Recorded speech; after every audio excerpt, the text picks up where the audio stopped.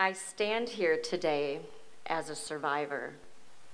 I was exclusively formula fed as a baby. I never co-slept with my mother.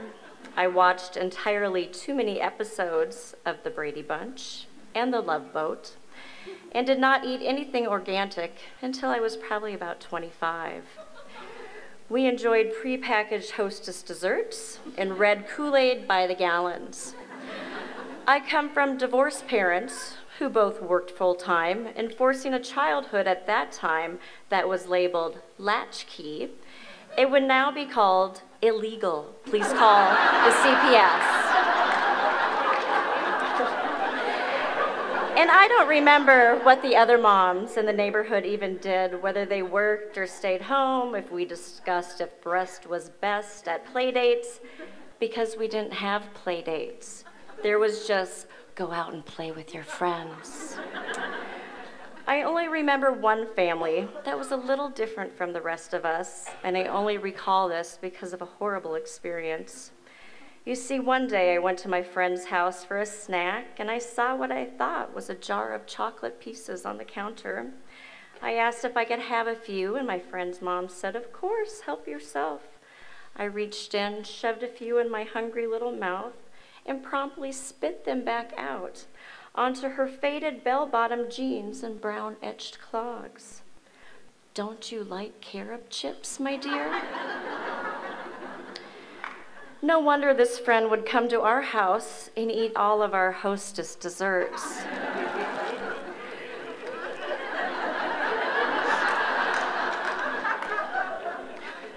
Maybe back in the 70s, we didn't have the mommy wars. No one, ooh, that was good. No one acted like a parenting expert, but instead acted like a parent of their own kids. Everyone pitched in and helped neighbors and kept an eye out for all of us kids just running around without supervision. Maybe we drank our body weight in Tang because the astronauts told us to, and that was good enough for my mom. Maybe the mommy wars didn't exist because there wasn't social media, Facebook, those pesky mommy bloggers, or my personal nemesis, Pinterest. Maybe those women were just wiser and had better things to worry about, like the war, or whether Sam and Alice would ever marry. And you know, if they did, would Alice have to leave their house? Or would Sam move in? And then how would they fit another square on the set? So I'm taking a lesson from my own mother and her generation and believe it's time we make the mommy wars go away by ignoring them. Because truthfully, they don't exist if we just focus on doing what we need to do for our own families. So let's make a pact today and stop talking about breasts versus bottle, Sam versus wham, cry it out versus co-sleep, feeding organic versus feeding them just a little Kraft dinner once in a while. Let's start wars about the more important things that I think we need to talk about. And I've been making a list of some of the things that bother me more than how other parents parent their own children. Like, you know those moms who read People magazine or Us Weekly or In Style instead of award-winning and educational and thought-provoking books? What am you, teaching your children about the importance of where to focus their time? Also, did you know that like celebrities are just like us and they like shop at grocery stores and like walk on sidewalks? These are things I know because I read People. Or you moms who throw away your kids' half-eaten mac and cheese. That is wasteful. It is our jobs as moms to finish the plate as quickly as possible, standing at the sink, hiding from your children before they walk in. Don't ruin this for the rest of us.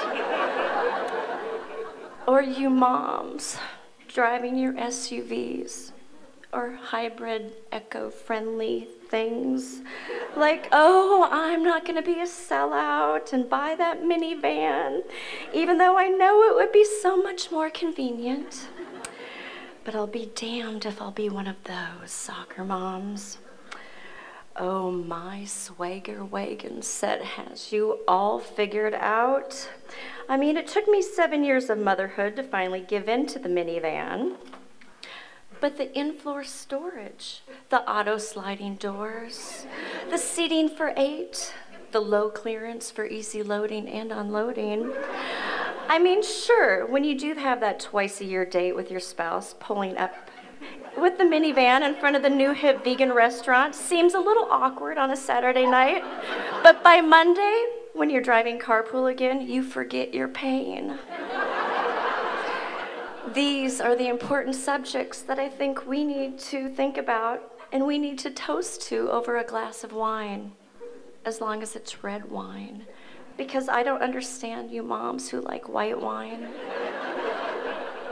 I am not my mother, and I made choices that surprised even me. I breastfed, I co-slept, I quit my job to be home with my kids.